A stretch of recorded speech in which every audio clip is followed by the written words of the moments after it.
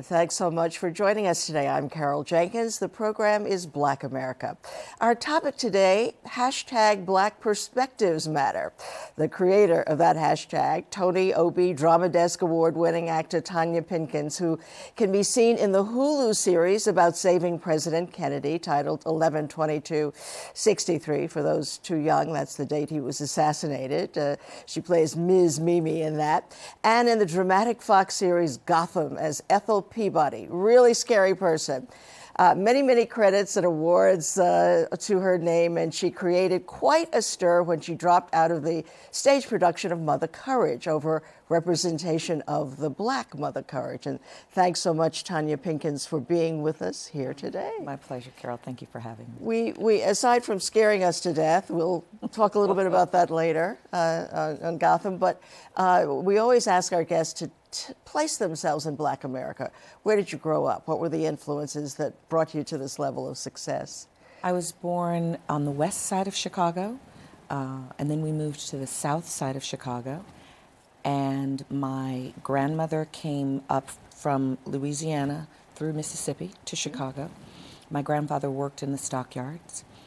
And on my father's side, they came from Arkansas.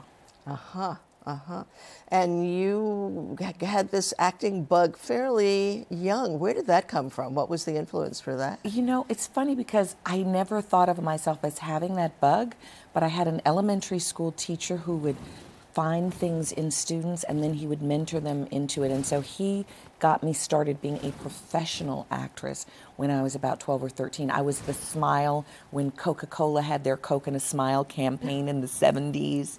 And so I was doing a lot of McDonald's commercials and industrials in Chicago. Yeah, but then somehow got to Broadway when you were only 19 years old. It's an astonishing story.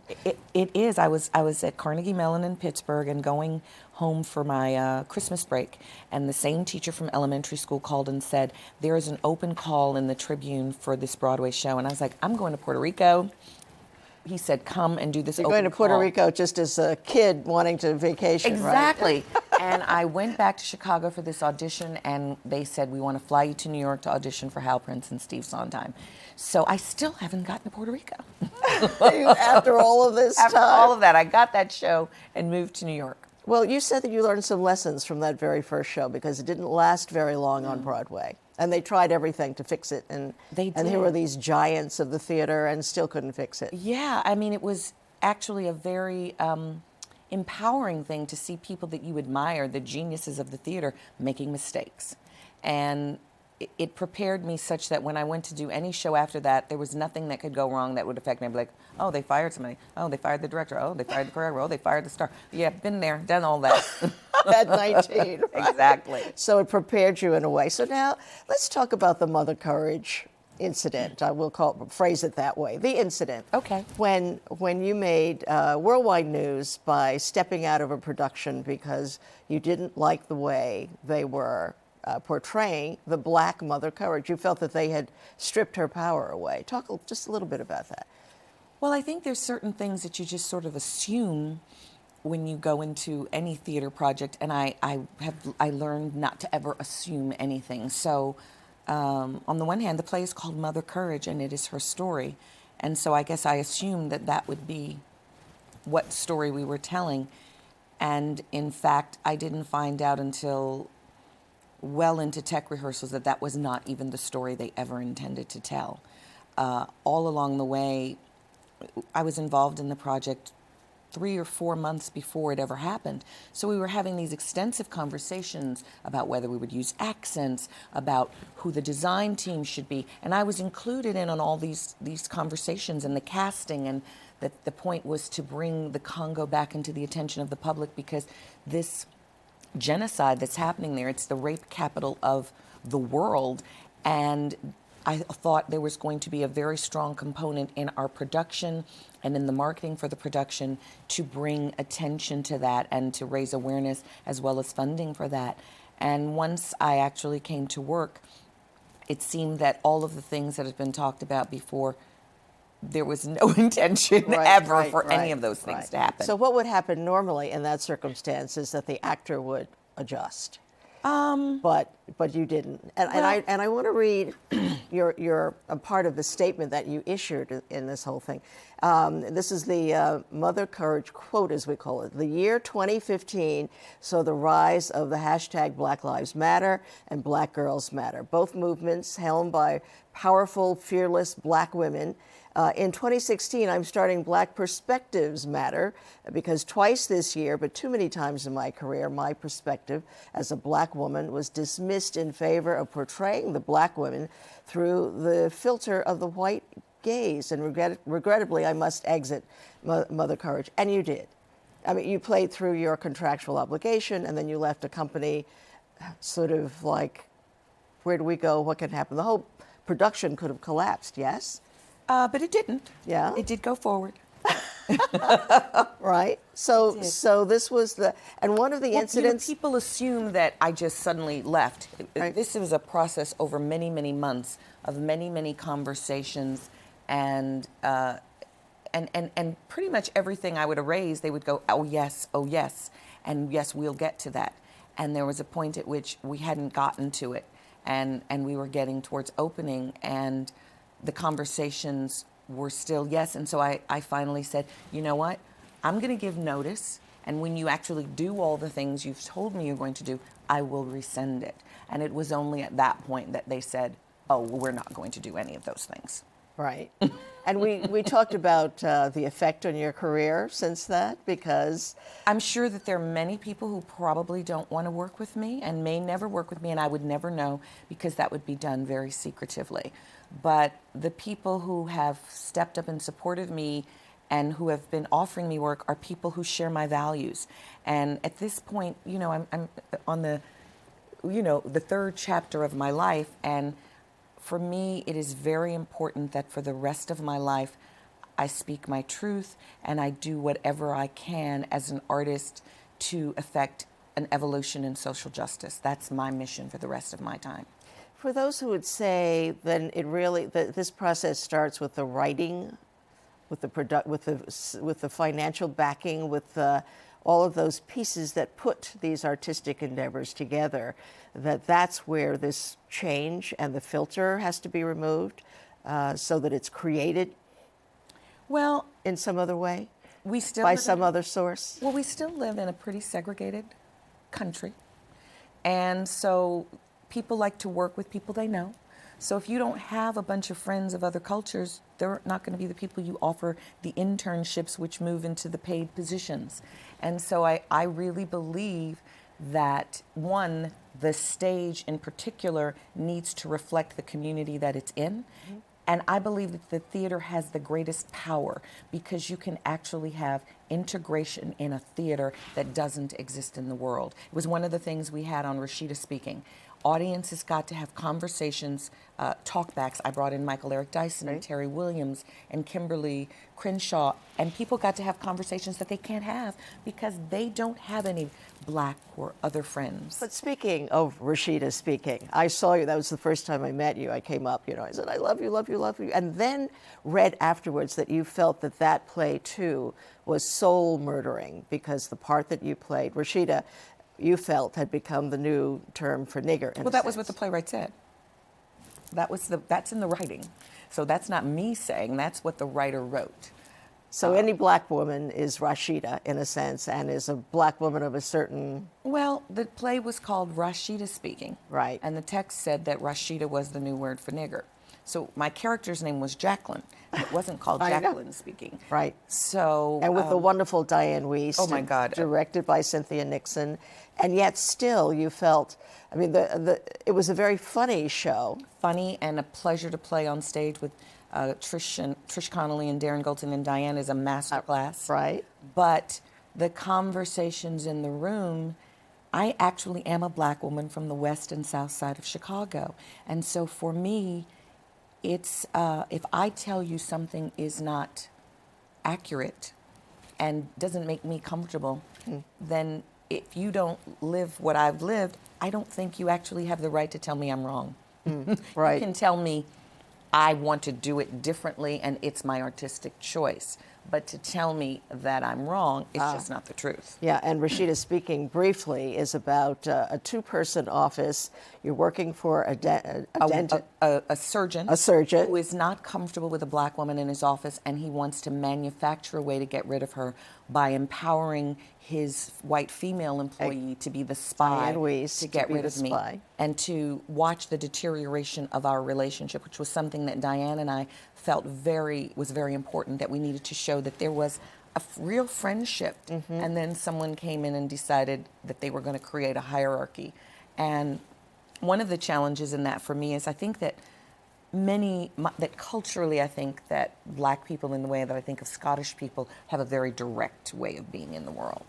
And so there was much of the behavior that Jacqueline did, such as hiding things in drawers, that I just didn't feel were culturally accurate. Right. I felt that if I thought the woman was doing something, I would have said, "Are you doing this?" that felt more culturally correct. Right. But it seems to me that you really should be A the director.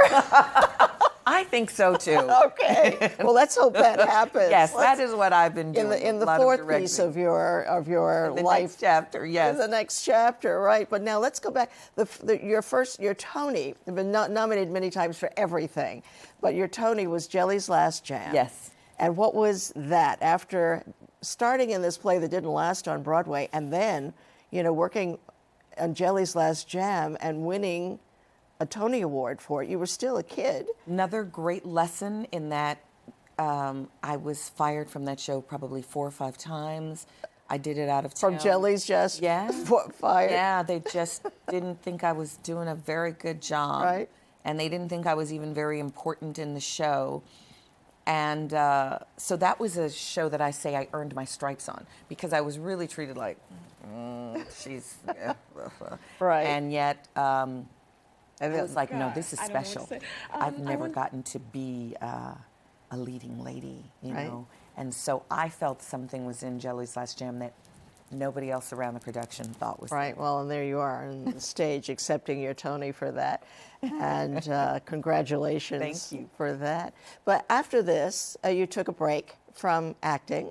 For how long was the break?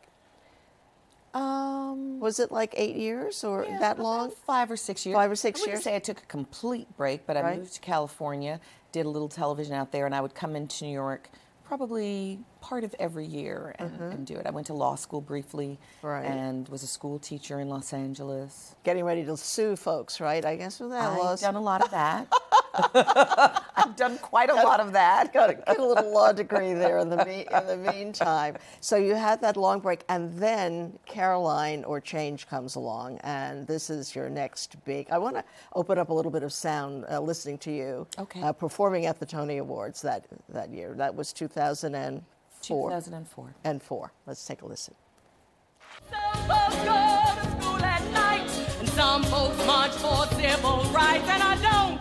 I ain't got the hood, I can't hardly breathe, and some folks do all kind of things, and black folks someday will live like kings, and someday sunshine shine on them. Oh, sure, it's true. Those are some pipes there, right? But most people these days know you for your television work, not for this magnificent voice and all of that. How do you balance that? Because you had the whole soap opera career with All My Children, And As the World Turns. and As the World Turns, you played characters for many years in those, and you even did a famous commercial, which I was laughing when I was Crestore. reading about you. that people know you from the Crestore commercial. Yeah, I thought that's going to be my legacy. But here, so George Wolfe and Tony Kushner bring you back, put you on the stage on Broadway again, and you don't win the Tony that year. So talk about that, standing on the stage and knowing that. I have a very sort of spiritual approach to everything, and I sometimes just know things.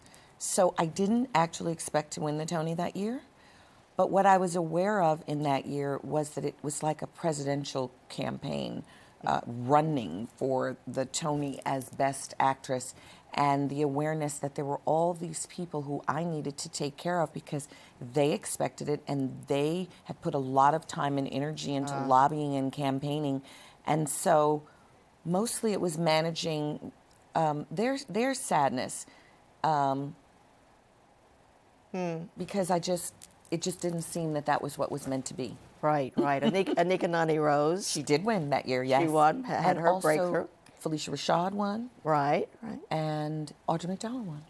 So 3 black women won that year. 3 black women. All right. And now next for you with that. Yes, may it be so. But now, so that there are a lot of, I'm sure you've been following the whole Nina Simone, Zoe Saldana episode about colorism. What are your thoughts on that? Because there are many who would say that you would have made a better Nina Simone than Zoe. Someone has asked me to do Nina Simone, and now in the midst of this controversy, I'm like, well, would they say that I'm also not dark enough to play Nina Simone?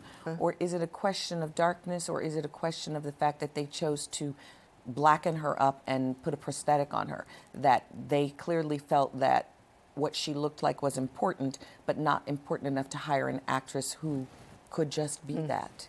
And in her defense, one of the things that she said is that she turned it down several times, and they had tried to get other actors to do it, and no one would, and she reconsidered. But it's how would she know if they tried to get other actors to do it and they wouldn't? You're not buying this.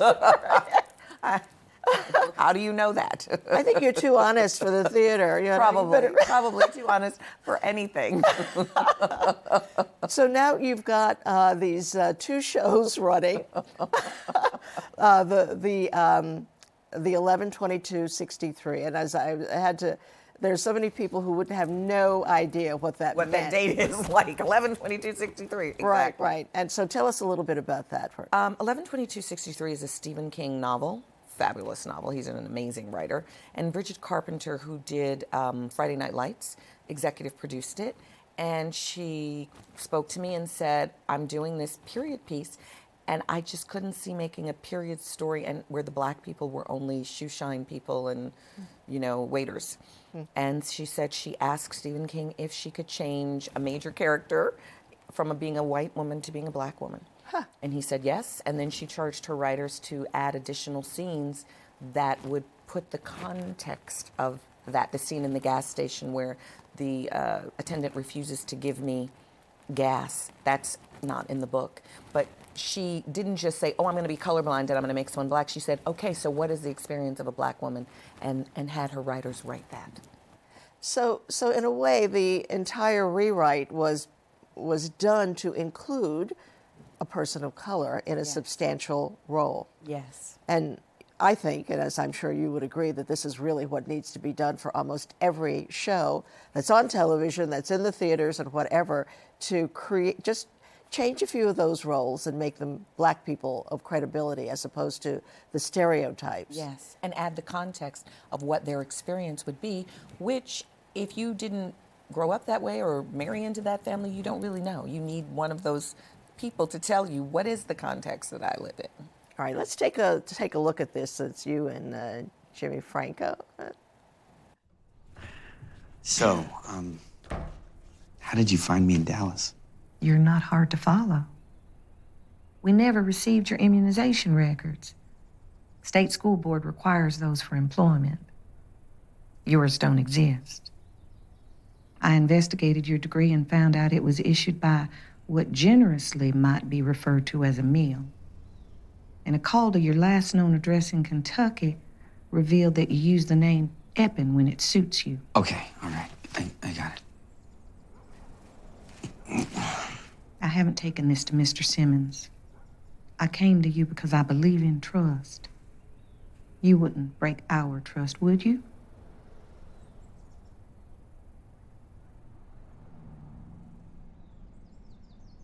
No. I wouldn't. Not when you give him that look. And you are what, the librarian? Or in the book, she's the librarian. Right. In the miniseries, she's the secretary. The secretary, okay. So, and this is, the Jimmy Franco role is to go back to say... To stop Oswald from killing Kennedy. Right. very, very exciting. So that's, and now I told you when I saw you today that you kept me up last night because I was watching Gotham. You and B.D. Wong together are too scary in any one scene. We have fun. I know. So tell us a little bit about how that came about. And again, was this a role that belonged to someone else and they wrote it for you, changed it to a black person? This was a role where they, when it said there, open to all ethnicities, they meant it. And when I went into the casting room, there was some of everyone there. And I just happened to be the person. They didn't write it to be anything other than a kind of scary nurse. Right. Let's take a look at her scary nurse with eyeglasses. Matching the Crane formula to our own enforced REM stimulation seems to be providing the desired results. How's his behavior day to day? Docile, friendly. Appetite? Low, but I'm not concerned. I'm curious to see how he responds to adverse stimuli. Let's move on to the ice cream test.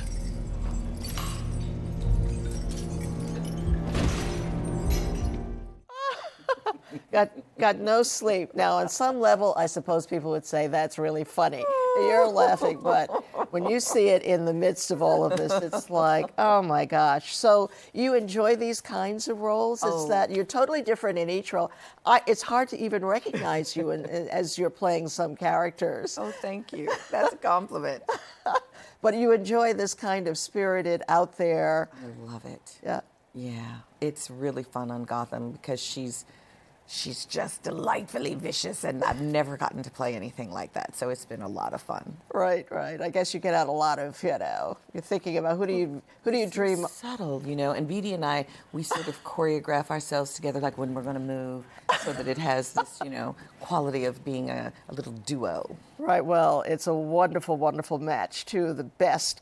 I didn't want to call you character actors. It's not that, just actors, period. That's a compliment, character actors. I like character actors. Now, one of the things that you did in this long career, 30 plus years, where you've been working almost 38 years. 38 years, almost constantly working. But you wrote a book, which I love. It's the title of something in the sense of get over yourself. How to drop get the out of drama your way. and claim this life you deserve. Okay, and tell us a little bit about that. How do you do that? What's the key? As all of us would like to know. How do we get out of our own way and over ourselves? It's about more conscious living, and conscious living in the choice of the words you choose to use, the places you choose to be. I had gone through that period where I didn't work for a while, and I joined Agape Church, which is a New Thought Ancient Wisdom Church. And I just started taking the classes and doing the practices, and things began to change in my life. And so I wrote my story of the specific practices, and then the book is a workbook that invites the reader to try it. I don't propose to have any answers, but this is what I tried, and try it and see if it works. Right. Well, I'm going to try it. It looks very, very interesting. You've got 2 new movies coming out. Yes. No shortage of work. They're still not angry with you, Tanya, for... Oh, there are probably some people who are angry, and there's some who are like, yeah. It's funny, when I wrote the essay, I first sent it to a friend who was like, you cannot do that. And then I sent it to my Shiro, and she was like, write more. And she's a white artist. I'm saving names. And then I sent it to Michael Eric Dyson, and he was like, fabulous. Michael would say such. Exactly. And then my other friend was like, I don't know if you should say this, but let's send it to Kimberly Crenshaw. And Kimberly Crenshaw was like, yes. And you got to go more, And I said to her, so why are all my white friends going, no, and my black friends are going, go. And I think that sort of captures it, that for many white Americans, for me to even speak truth is uncomfortable. It feels like an attack. And for many black people that I've run into, it was a thank you. You spoke my truth. I live this every day, and I'm not in your position. I don't think I'm in any particular position that gives me any power or wealth that I could say it, but it was burning inside of me, and I couldn't not say it anymore. Because black perspectives matter. Matter. Very important. It's too often that I go and see plays, and the default in America is to hire a white woman to direct black plays. And honestly, I have more difficult times with white women than I do with anyone, because I think there's this myth that they are the most beautiful, the best thing on the planet. And when they come in the presence of a you or an I, they recognize the cognitive dissonance. Wait a minute, everything I've been told, it can't, blah, blah, blah, blah, blah, blah. And so there's this assault on that. And so the idea that this person who I know can't see me can then try to tell my story, you got to take my perspective in. Okay, great. Well, I hope you're going to be directing some plays, Tanya. I am. We always ask our guests the last question to finish the sentence. The power, the strength of Black America lies in... How would you finish that?